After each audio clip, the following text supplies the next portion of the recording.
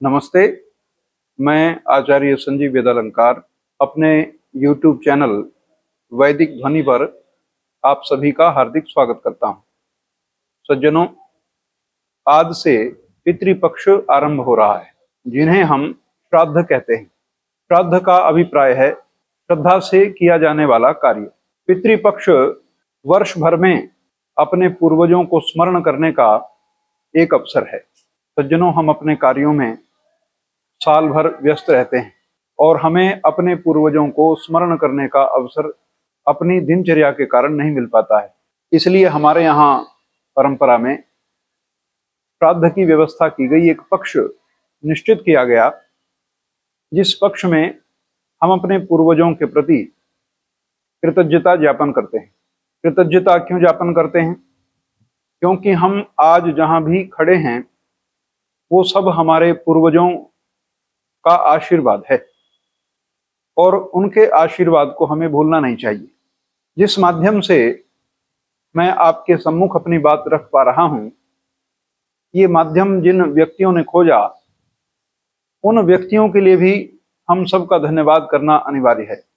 पूर्वज इस शब्द का अर्थ है जो मुझसे पहले उत्पन्न हुए। वेद का एक मंत्र है, नमः ऋषिभ्य पूर्वजेभ्य पथिकृतभ्य।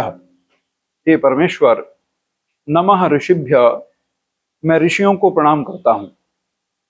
नमः पूर्वजेभ्य, मैं पूर्वजों को प्रणाम करता हूं।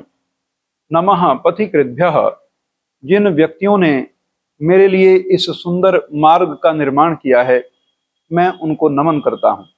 आज आपका मन करता है हवाई यात्रा करने को और आप हवाई जहाज में बैठ के उड़ जाते हैं। ये 1 या 2 दिन में संभव नहीं हुआ है। बहुत से लोगों का ज्ञान, परिश्रम इसमें लगा है। जब भी हम हवाई यात्रा करते हैं, उन व्यक्तियों के ज्ञान और परिश्रम का मूल्य हमें पता होना चाहिए। जो वस्तुएं हम इस्तेमाल करते हैं, उन सभी वस्तुओं में हमारे पूर्वजों का बड़ा परिश्रम लगा हुआ है।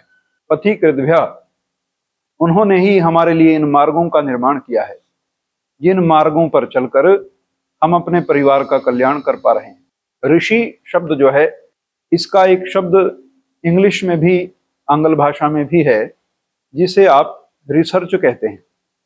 जो रिसर्च करता है वो ऋषि है, जो खोज करता है वो ऋषि है। नमः ऋषिभ्य, मैं उन ऋषियों को नमस्कार करता हूँ, प्रणाम करता हूँ, जिन्होंने मेरे इहलौकिक और पारलौकिक जीवन के लिए बड़े सुंदर मार्गों को खोजा।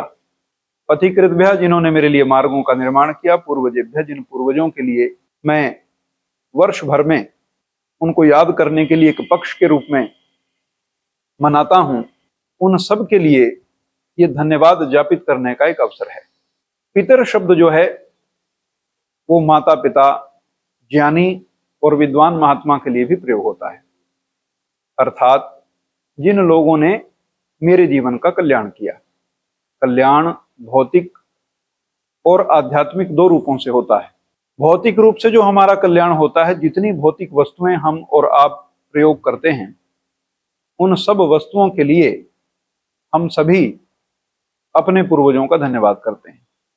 अपनी आध्यात्मिक संपदाओं के लिए हम ऋषियों को याद करते हैं।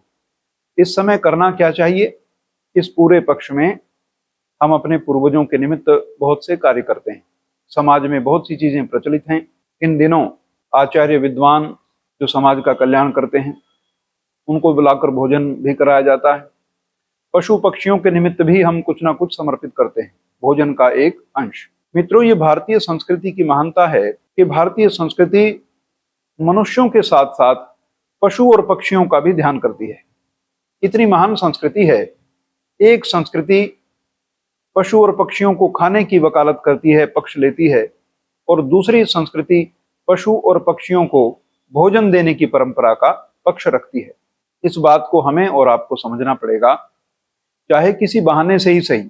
ऐसा अभिप्राय नहीं है कि मैं कौवे को या किसी पशु को कुछ भोजन खिलाऊं तो वो मेरे पिता या पूर्वजों को मिले। ये संभव नहीं है, ये हम सब जानते हैं।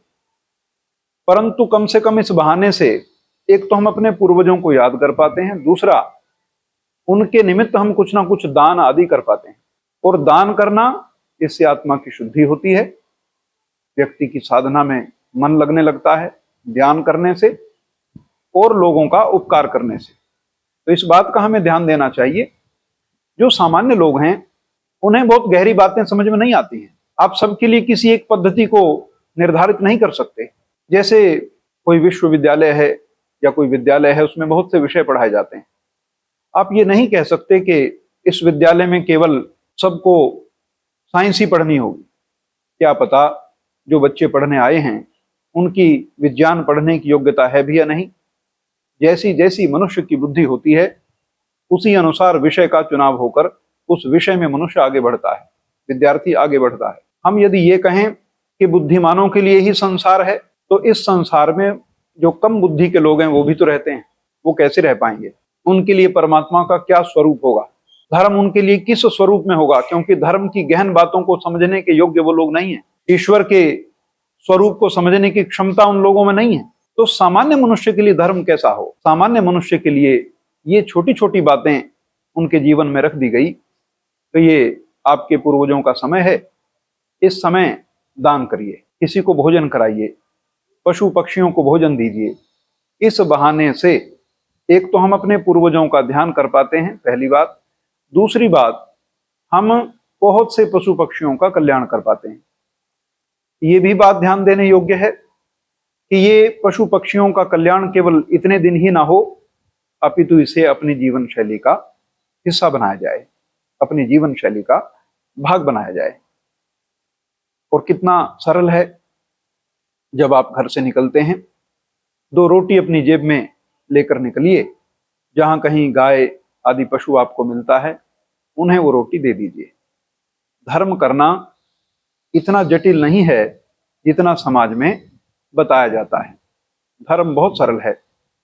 किसी रोते हुए व्यक्ति के कंधे पे हाथ रख दें और उसको ढांढस बंधाएं, ये भी एक अच्छी बात हुई। तो इस पक्ष में, इस बहाने से, इस माध्यम से हम अपने पूर्वजों को याद कर पाते हैं। कार्य आप कोई भी करें, आप यज्ञ कर सकते हैं, आप दान दे सकते हैं, गुरुकुलों का सहयोग कर सकते हैं, छात्रों के लिए छात्रवृत्ति की व्यवस्था कर सकते हैं। ऐसे बहुत से असंख्य कार्य हैं जो आप अपने पूर्वजों के निर्वाण दिवस पर, जिस दिन वो संसार से गए, उस दिन पर कर सकते हैं। उस दिन आप विभिन्न प्रकार के, आपके आसपास कोई गुरुकुल हो, कोई विद्यालय हो, वहां बच्चों में पुस्तकें बांटी जा सकती हैं, कापियां बांटी जा सकती हैं, पेन दिए जा सकते हैं, वर्दी दी जा सकती है, जूते जुराब दिए जा सकते हैं, बैग दिए जा सकते हैं, स्कूल बैग। तो इस बहाने से एक तो बच्चों का कल्याण होगा, उनको अपने उपयोग की वस्तुएं मिलेंगी। दूसरा, हमें भी हमारे मन में संतुष्टि होगी कि आज हमने ये कार्य अपने पूर्वजों के निमित्त किया है। ये हमारी उनके प्रति श्रद्धांजलि है। हमारा सारा जीवन उन्हीं का दिया हुआ है।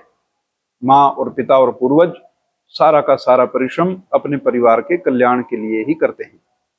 उनके कार्यों का हम क्या श्रेय दे सकते हैं, उनको हम क्या दे सकते हैं? और इसमें भी एक बात ध्यान देने योग्य है, जो बड़ी विशेष बात है। जीवित माता पिता के प्रति जो श्राद्ध है वो अलग तरह से होता है, और जो माता पिता संसार से चले गए हैं उनके प्रति श्राद्ध अलग प्रकार से होता है। जो जीवित माता पिता हैं उनके प्रति हमारा श्राद्ध ये है कि मैं अपने पूरे दिन का कुछ समय उनके साथ बिताऊं, मैं अपनी माँ से कुछ देर बात करूं, मैं अपने पिता से कुछ देर बात करूं। ये मेरा नित्य प्रति का नियम होना चाहिए।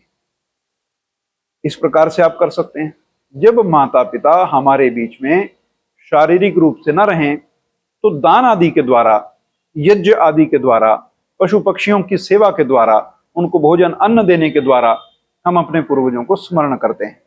यहाँ उद्देश्य सिर्फ इतना है कि हम अपने पुण्य प्रतापी पूर्वजों को स्मरण रखें, हम उन्हें भूल ना जाएं, हम उनके परिश्रम का ध्यान करें, हम उनकी तपस्या का ध्यान करें।